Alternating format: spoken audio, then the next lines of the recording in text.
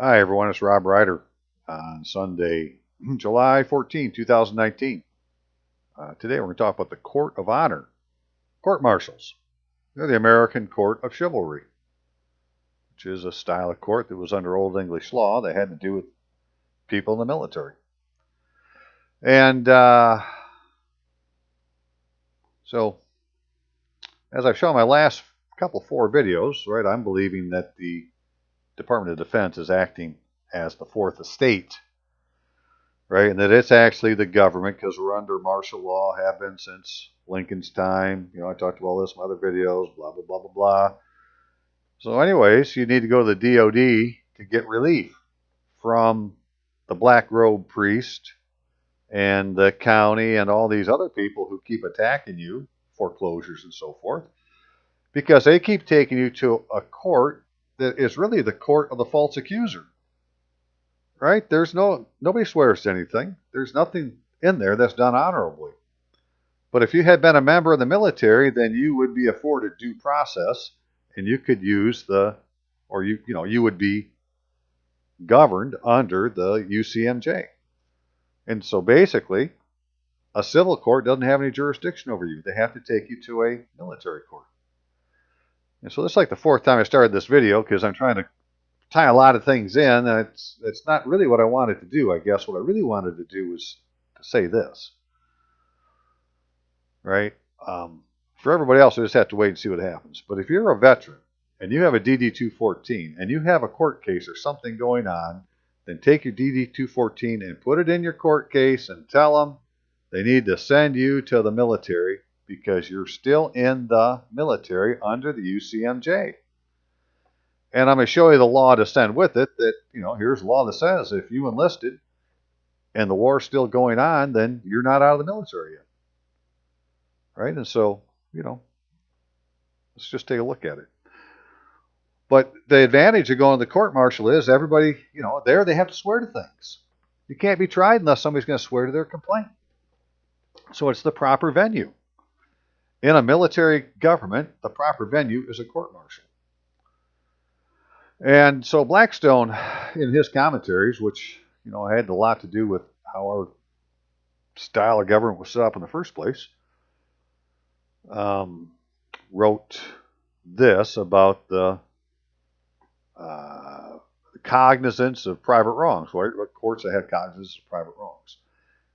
So I'm next to consider the injuries cognizable in a court, military, or court of chivalry, the jurisdiction of which is declared by statute of Richard II, that it has cognizance of all or of contracts touching deeds of arms and of war out of the realm, and also things which TOUG, I had to be CH, I think they spelled it wrong, touch war within the realm, which cannot be determined or discussed by the common law, together with other usages and customs to the same matters appertaining.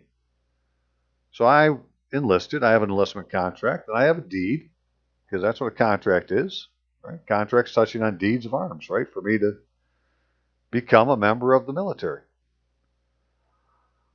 And because it has this usages and customs, then it's to give relief to such the nobility and gentry as they think themselves aggrieved in matters of honor, and to keep up the distinction of degrees and quality.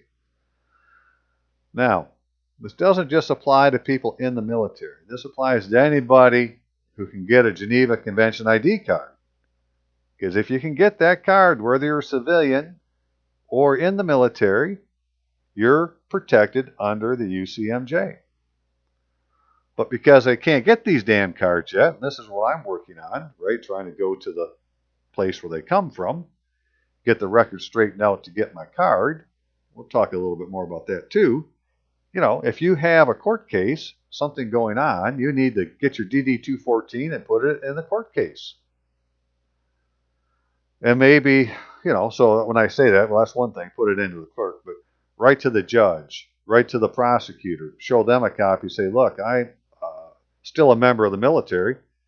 If somebody has a complaint against me, you need to take me to a court-martial court. Now, this week, a guy called me. He called himself Muhammad Ali. I kind of chuckle now because, Muhammad Ali was a boxer. Um, but he was saying that he knew a guy some years ago, and he said, I don't remember who he is now. So, or I don't remember where he is. I haven't seen him in a while. But he said he had been in prison, and he wrote to a general that he had been tried, or he is the victim of a court. No, what did he say? A victim of an impersonation of a military tribunal by somebody acting as a judge, a prosecutor, and a clerk.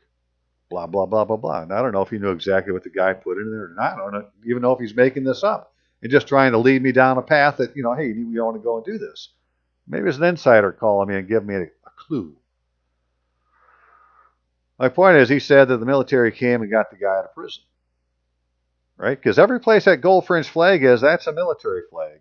And even when it's outside and it's not a gold fringe flag, that's still a war flag. That's an Army flag. That's an AR 840-10 flag. It can only fly in military installations.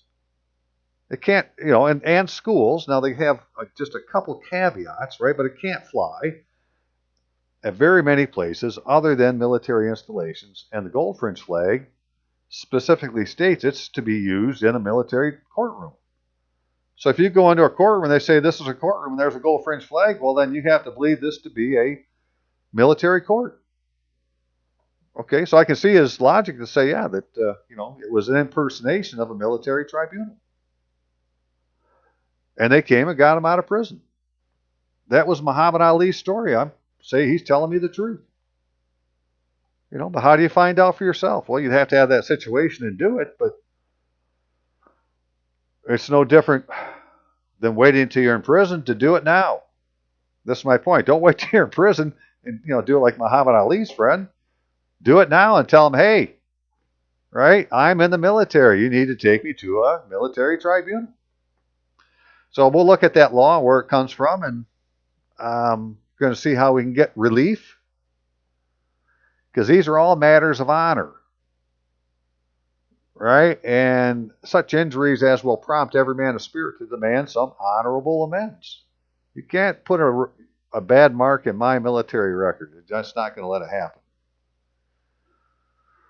Right? So if I was never separated, and the proof of that would be an order of separation, if they can't produce it. See, I don't have to have it. The Army has to have it. If the Army can't produce an order of separation, then I'm still in the military. So where did they put me? Right? Well, they could have given me disability retirement. In my case, they could have said, that dude there is, I have a name for it. You can't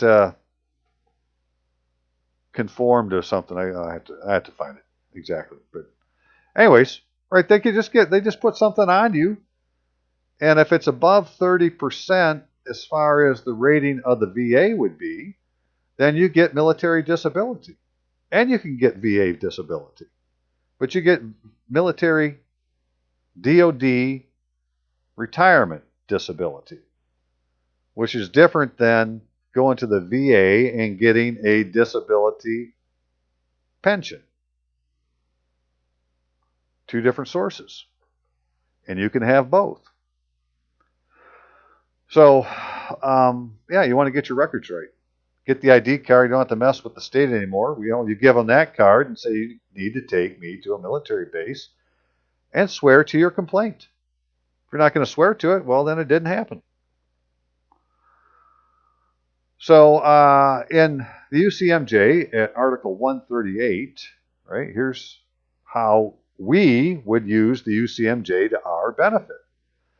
Any member of the armed forces who believes himself wronged by his commanding officer and who upon due application to that commanding officer is refused redress may complain to any superior commissioned officer who shall forward the complaint to the officer exercising general court-martial jurisdiction over the officer against whom it is made.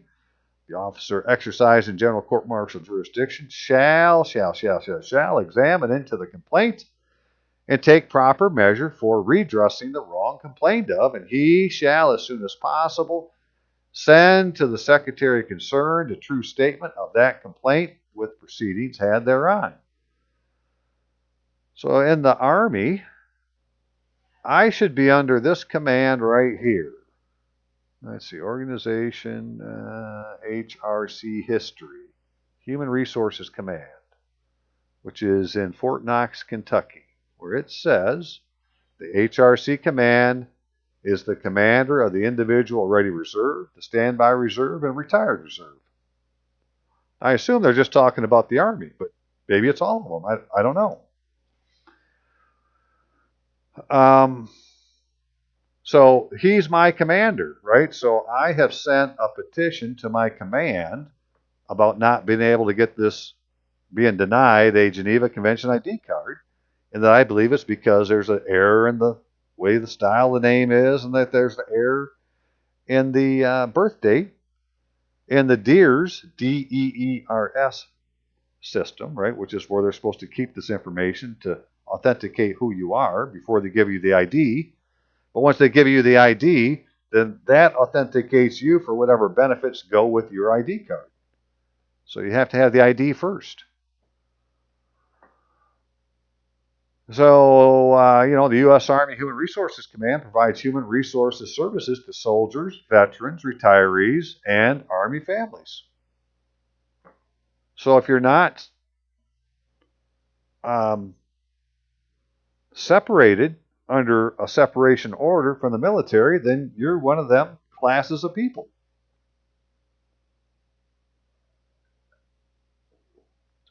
And because they do have a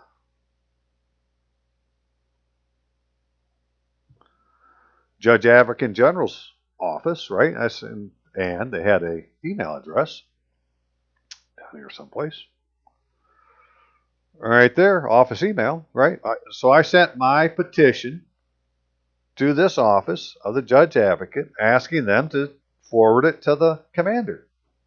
Right? Log it in your book and forward it to the commander. Like, this guy's acting as the clerk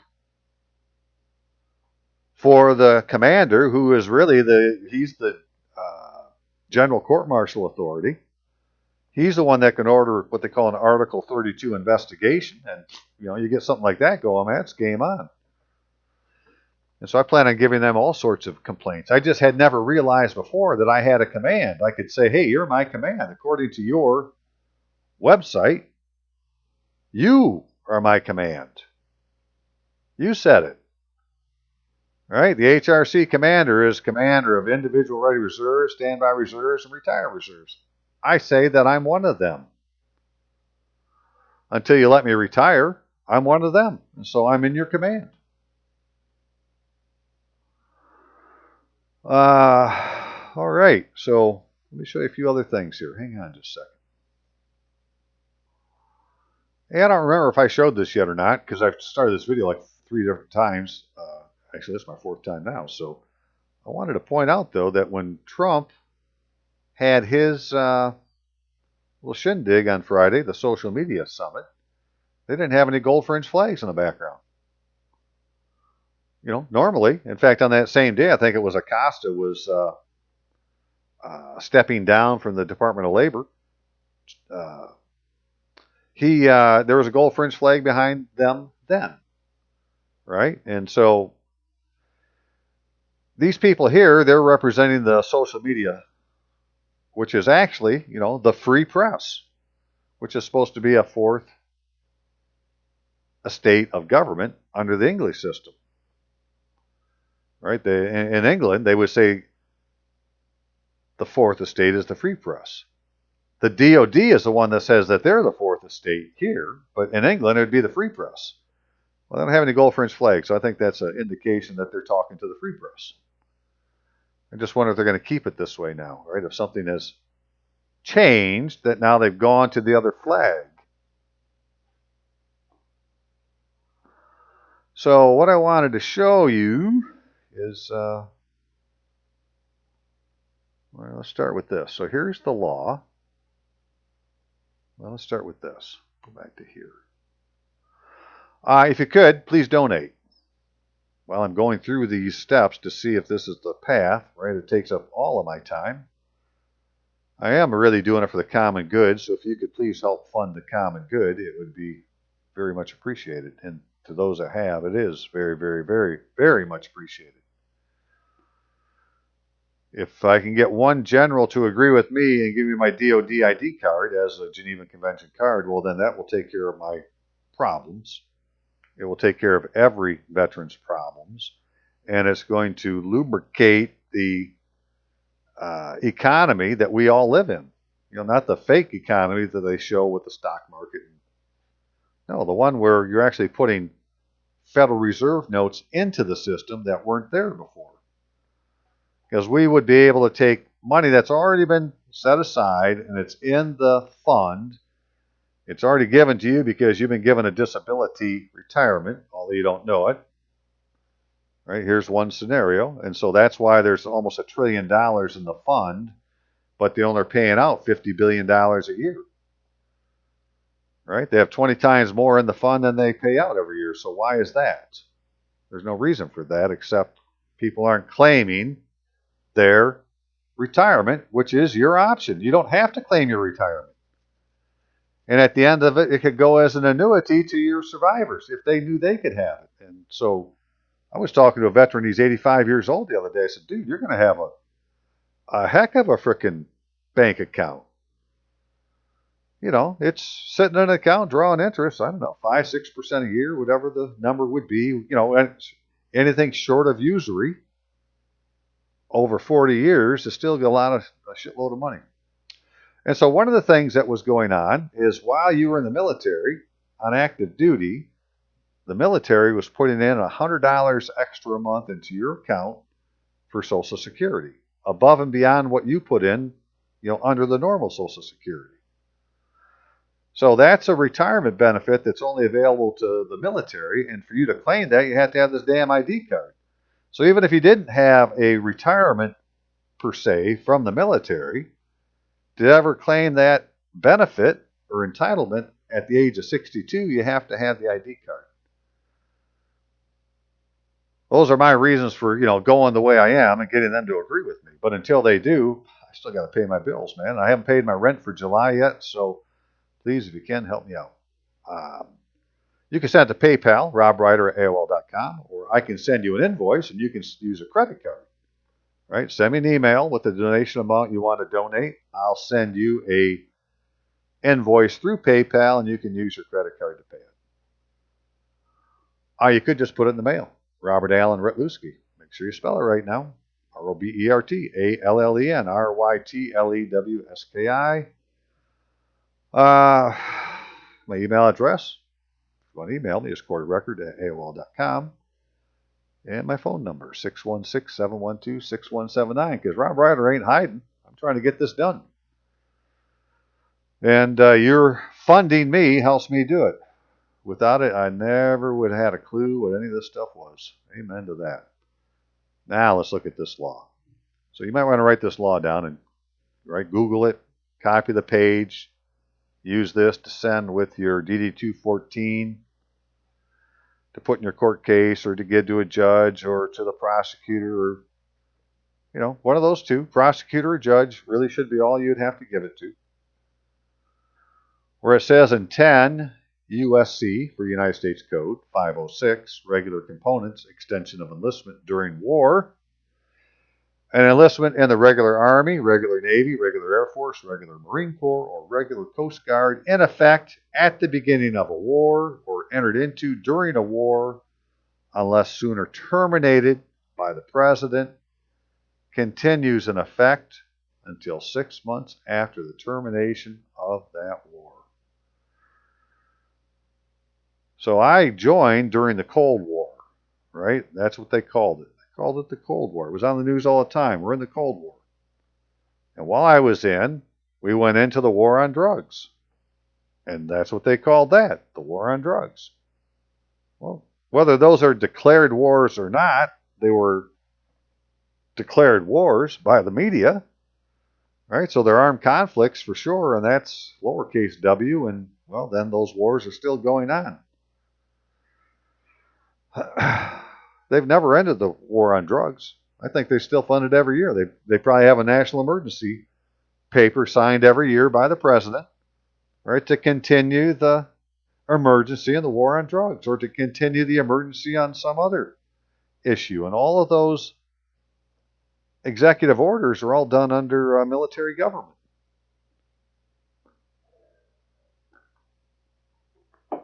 Because we don't have a government. The people in gold in black robes, they're not the government.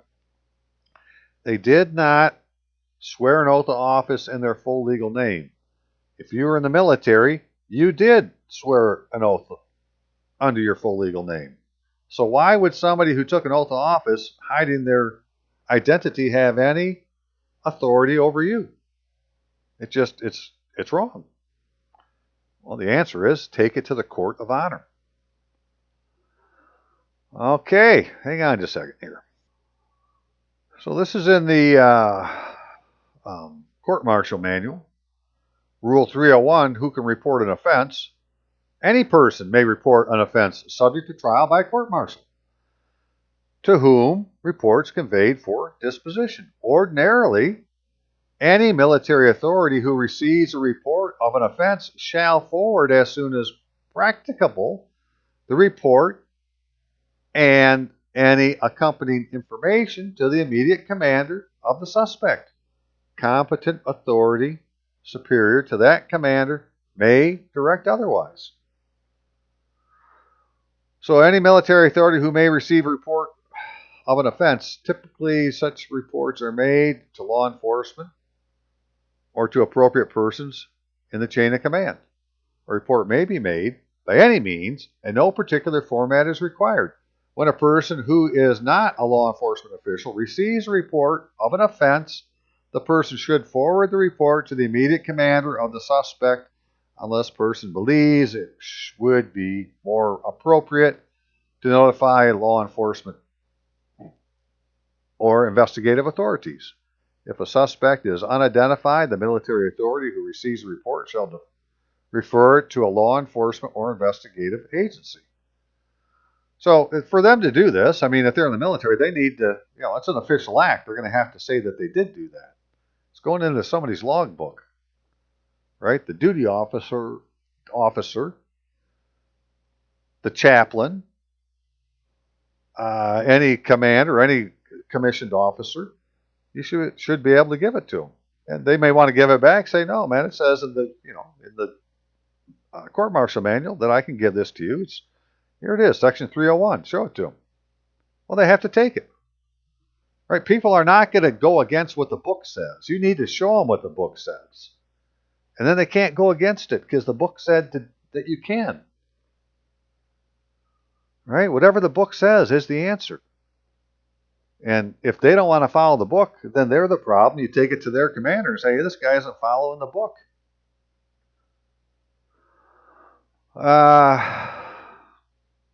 Yeah. Now that goes along with, what we read here about the UCMJ. Right, so first you write to the commander directly. Who's my commander? Well, now it's according to my situation, it's this guy, HRC. I send it to them. Right? Don't know who to send it to? Well, send it to JAG and say, look, I don't know who to send this to. You decide. Here's my complaint. Right? And let them figure out, because they're they're supposed to be the legal advisors of the commander. We just need to get a complaint in their hands. I'm hoping we don't all have to do this, right? I'm just saying this is the way it works, if it was to work. Right? That you would be filing first an application with the commander, and if that didn't work, then you would be filing under the UCMJ Article 138 a complaint to any person authorized under the court-martial manual to take the damn complaint, and that they would then have to forward it for you. Right? And that's Rule 301. And, you tell them, well, according to, I guess I got rid of it already. According to 10 U.S.C. 506, I'm still in the military. Right? So you have to take my complaint, sir. Right? So here's the UCMJ. They have another one, redress of injuries to property. Whenever complaint is made to any commanding officer that willful damage has been done to the property of any person or that his property has been wrongfully taken by members of the armed forces, he may, under such regulations as the secretary concerned may prescribe, convene a board to investigate the complaint. The board shall consist of from 1 to 3 commissioned officers, and for the purpose of that investigation, it has power to summon witnesses and examine them upon oath, to receive depositions or other documentary evidence, and to assess the damages sustained against the responsible parties. The assessment of damages made by the board is subject to approval of the commanding officer, and in the amount approved by him shall be charged against the pay of the offenders. The order of the commanding officer directing charges herein authorized is conclusive on any disbursing officer for the payment by him to the injured party of the damages as assessed and approved. The general will sign the order, you'll get paid. It's the way it works in the military. If you have the right piece of paper, right form, right boxes checked, right signature, you will get exactly what you're supposed to according to that document. If the offenders cannot be ascertained,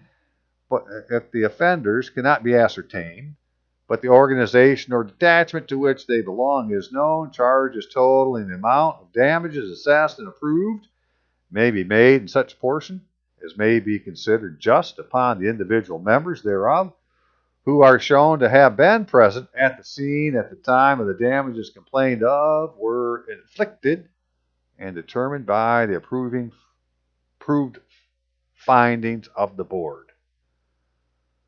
So, right, if they won't give me my ID card and I can't have my retirement, well, they've just damaged my property.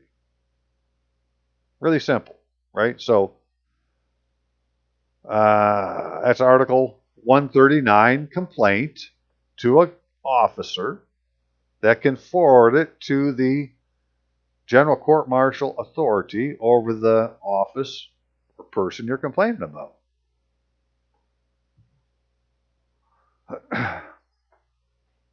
So in the one case where if you have a case in a civil case and you're going to write to a commander, and if he didn't do something, well then you could put in a complaint against him for not doing something. And this is the one on property, which, if you have property coming and they're holding it, well then we want it back. And I don't know how many different ways to say it, that the key to all this is getting a Geneva Convention compliant identification card. That's what will put you in. I did want to show that a guy sent me a long form DD-214. And it was from November 88, and I had gotten out in March of 88, so because they said, well, this form doesn't look like mine, and well, there you go. I don't know how often they change them, but they change them quite often. Another guy sent me one from earlier, and it's completely different than mine also. So it's hard to match up block numbers with any particular one, and it has more to do with what does the damn thing say. So, like here, it says home of record at time of entry, and all they have is, right, they have a place, a city in some state with a zip code, but it doesn't have a complete address, right? So, this guy doesn't have a street address in the municipality that he's calling his home of record. It's an incomplete address. Now, the military has its own post offices. They run in conjunction with the USPS, but it's its own postal system, so they don't have his address, right? This is the frickin' problem. If you were supposed to be getting mail, they can't give it to you because they don't have your address. And then when he was transferred, so he had served like 13 years. I don't know if he just got out or if he went in the reserves, but this makes it look like he went in the reserves, right? Command, which transferred the reserves. Good enough. What else did I see on his? Now on mine, all the dates that they use are all zeros, right? They didn't use any months. So I don't know what this is about, right? If this is something different on his. I think they were supposed to use all zeros for dates. And so while you could say that says December to the computer, that's an invalid entry and it says invalid order, right? Can't compute. It can't compute DEC into 12. And then in the manual where I showed in my last couple of videos, I think it was my last video, where all the different parts of a DD214 and where they come from. There's no mandatory statements in Block 18 that are supposed to have been there. Now, he did have a mailing address, right, that had a street on there, but it's not his permanent record. It's not his home of record. He doesn't have a frickin' home of record. It could very well be that this home of record address is the address for, like, if Wallingford's a city, what's the address of City Hall? Right, so my home of record, I believe, technically, should be Oakfield Township right now, right? That's where I live. That's the municipality I live in, Oakfield Township. Well, Oakfield Township's address is 13,000 or 13000. I think that's proper. 14 Mile Road, Rockford, Michigan, with a 5-digit zip code. Okay, well, that's the address of my home of record, right, for Oakfield Township. It may not be my mailing address, but it would be the address of the home of record. So, now that I've seen this, it's like, oh, okay, because these people, these guys, under this guy here, a guy called the Adjutant General, he has, where is it now? Right, the Military Postal Service Agency. So I got to make sure these people have my address. Right? Military Postal Service Agency. Because they're not using, the military isn't using USPS to send you mail, they're using the military system. Serves as the single point of contact with the United States Postal Service. Right? All the mail goes through one place, these people, to the USPS. So any official mail has to go through the Military Postal Agency to the USPS, and they would have had to have your freaking address to send it to you. That's a huge one. Hey, give me just a second here. I can't keep all these straight. All right, like I said, the main reason for me doing this video was just to tell people, if you got a DD214, you have a court case going on right now, go put it in and see what happens, right? Call me and tell me what happened. Don't overthink it. Just do it. Right? But since I'm doing a video, I wanted to talk about a few other things that are, just more proof of when you're trying to convince somebody. So here's the active duty enlisted administrative separations regulation. I'm sure the Navy has one, the Air Force has one, the Marines probably have one, Coast Guard probably has one, but this is the Army's. And it says in here,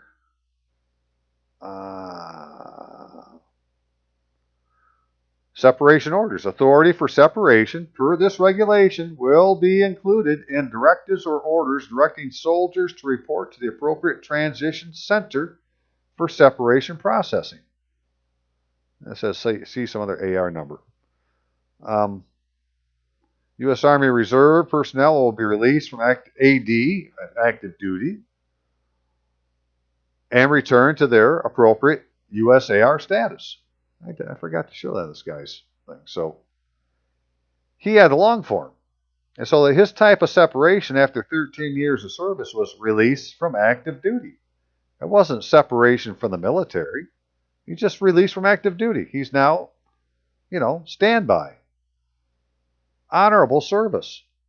And gives the codes and so forth that go with it. But according to this document, he never left the military. He was transferred to the United States Air Force Reserve. And so he's got he has a retirement coming to him.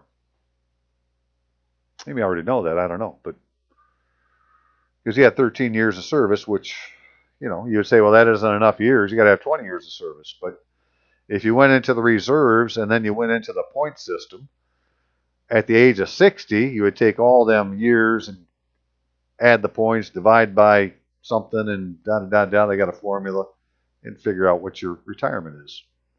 Be a non-standard retirement. UCMJ, just real quick. So here's, you may want to download this yourself. Just Google, Uniform Code of Military Justice and find the PDF. And way at the end is 138 and 139, which are the ones that soldiers get to use. Everything else is things being used against you. Right, here's a court of inquiry. That's what they were talking about the judge setting up, right? So if you say your property's been damaged and send it to the commander, then he can set up a court of inquiry to go inquire into, well, what the hell's the dude talking about? But here's, other things that can be charged. Frauds against the United States, right? That would be, they got the, what do they call it? False Claims Act, right? That you think you do in the district court, but you could take it because any person can file a claim with this court according to the manual, the court-martial manual, and enter it into this court. Forgery, robbery, manslaughter, larceny, and wrongful appropriation. That's what I say they're doing. They're committing a larceny on my property. They're keeping it from me. They're wrongfully taking it and using it for their own benefit. So, those are the punitive sections, but at the very beginning, it says, person subject to this chapter, and it gives the normal suspects you would think of. But when you get all done, you get to, that was all A12, and now we go to B. The voluntary enlistment of any person who has the capacity to understand the significance of enlisting in the armed forces shall be valid for purposes of jurisdiction under subsection A, and a change of status from civilian to member of the armed forces shall be effective upon taking of the oath of enlistment. From that point forward, you're under the UCMJ. So, you write a paragraph, you have your DD-214, you have a copy of Section 802, you have a copy of Section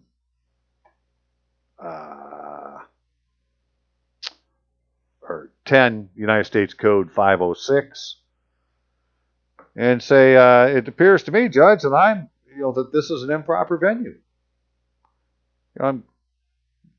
A couple years ago, I was making this thing about it being the improper venue. I just went the wrong way, right? Trying to say that the difference is Kent County versus County of Kent, right? That's the improper venue. But really, the improper venue is you need to put me under the Uniform Code of Military Justice. That's my venue. They have jurisdiction over me. So I think I'm about done, right? But that's the basis of why it can be, because, well, the court-martial manual says so, and the Uniform Code of Military Justice says so, and unless there's a separation order that says here, so the military personnel records jacket or local file, right? So it doesn't have to be on the military personnel records jacket. It could be in a local file. Well, who would have the local file? As appropriate, with a copy of the separation order and documentation of the separation action, will be sent expeditiously to the appropriate state adjutant general for disposition. In addition, when the soldier is transferred to the IRR, a copy of the order will be sent to the commander, United States Army Human Resources Command. So it just sounds to me a place to start is with the commander of the United States Army Human Resources Command for getting the St. Louis address. It's like, well, send it to the commander of the Human Resources Command is in Fort Knox, Kentucky. Send it to him and he can disperse it to whoever it goes to. I just want to show this to prove that, according to these people, it had to be in order. Right? And they have to have it. You don't have to have it. They're going to have to show it to you. This is page 5. So what is this one, real quick? I think this is the manual that does.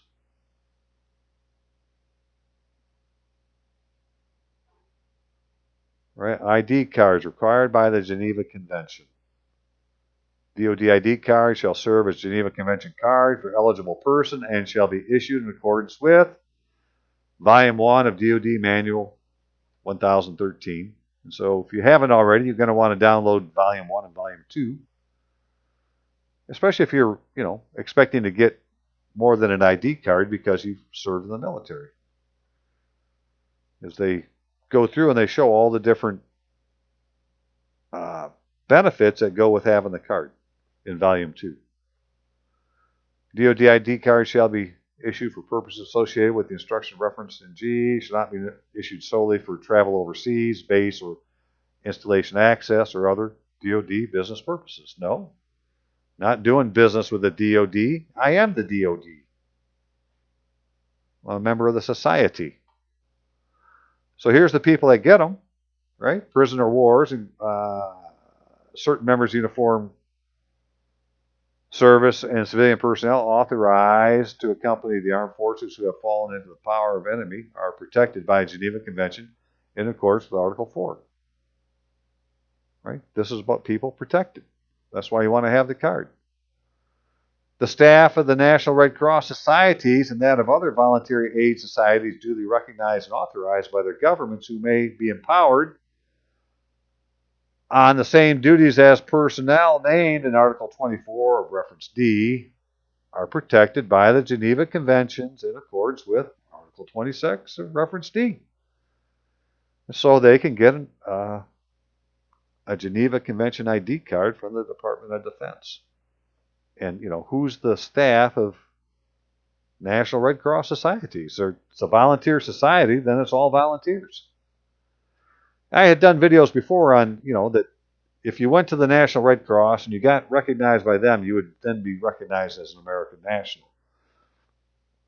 And to be a member of the Red Cross, you only have to volunteer. It used to be it cost you $1. That was to get in and get an ID card or get, into the roll, cost you $1.